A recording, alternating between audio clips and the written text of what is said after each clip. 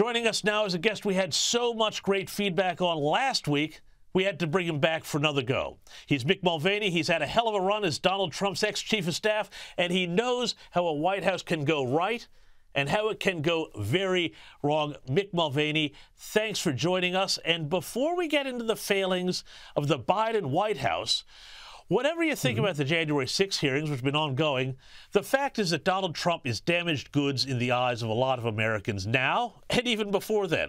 So the question for you, Mick, is what are the chances, because there's been some talk this week that Donald Trump is going to announce a run for the White House early, and where does that leave the Republican Party? Yeah, James, thanks for having me back. Thanks for those kind words. This is how Donald Trump works, is that when he has an idea, he'll float it, he'll leak it out, he'll have somebody else leak it out and see if it works. So my guess is they're floating this idea now that he should come out and announce he's going to run for re-election before the midterms. Okay, it's gotten a little bit of pushback from the Republicans saying, look, you can't help us in the midterms. You can only hurt us. So it's better for the party if you don't make an announcement until after the midterms. I don't know if Trump will listen to that type of advice, but my guess is he's testing the waters to see if an announcement now is in his best interest. The reason he's thinking about it is because he's getting hurt very badly in these January 6 committee hearings. And I think he wants to be able to come on TV and to go on the road and present his side of the story and defend himself, and he thinks he can do that better as a candidate than as a private citizen. But anybody who tells you they know exactly what Donald Trump is going to do, including Donald Trump, is lying to you. He's sort of trying to figure out what to do next. Right. Now, news of another departure from the White House Communications Office this week, while White House Press Secretary Karine Jean-Pierre has been out there ducking questions about Hunter's laptop, leaving everyone confused. Have a look at this. It certainly seems like he was seeking to do exactly that, have a conversation about these business dealings. Is he leveling with the American public on this? Phil, I hear your question, but what I can tell you from here, standing at this podium, is that I cannot comment on any materials from the laptop. But, of course, it's not just the Hunter laptop that's flustering her. It's a lot of other topics as well. Now, Mick, you'd be intimately familiar with the workings of a White House press operation. What's going on here? Has the Biden communications team just lost control of the narrative?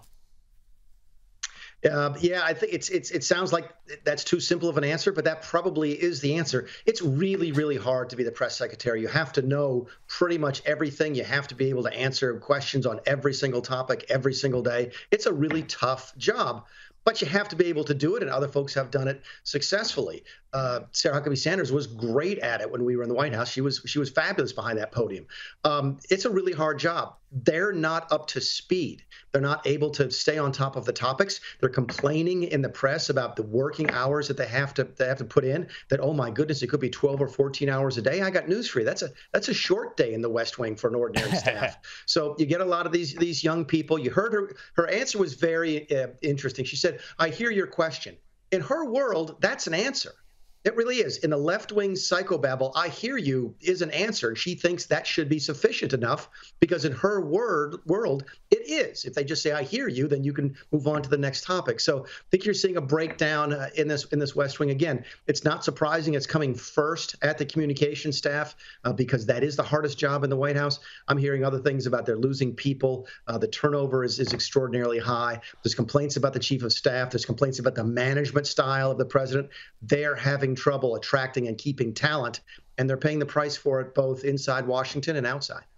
And you're seeing so many stories, Mick, about people coming out and saying, you know, they're disenchanted and they just don't think he's got it in him to keep going. But I want to move on to another topic, also with another failure of the Biden administration, namely to tamp down on the flow of illegal aliens. That's looking like another big problem for the Democrats. And now we've actually seen some Texas officials officially describing what's happening as an invasion. Now, if a country doesn't have secure borders and 200,000 people are walking into the country every month, it's kind of hard to find another word for what's going on here, isn't there? Yeah, this is a story that's not getting a lot of attention in the mainstream press in our country, despite the fact that the left-wing press is starting to sort of percolate up stories that are negative to Biden for the first time. They're really not talking about immigration. It's only the right-wing press that is doing that. But I think what you saw here, you just did a little intro on that story in the race in Texas that the Republicans flipped for the first time in a long time. It's a big deal in Texas. It's a big deal in Arizona. It's a big deal in Nevada. These are important states as we go into the midterms. The 230,000, I think, a month, James, put that in perspective. That's a city the size of Salt Lake City, Utah, every month. Actually did the math. It's 2 cities of Adelaide, Australia a year. That's a huge number of people. And they're not staying just in Texas. They're crossing the border with Mexico, and they're being sent by our government out into the country.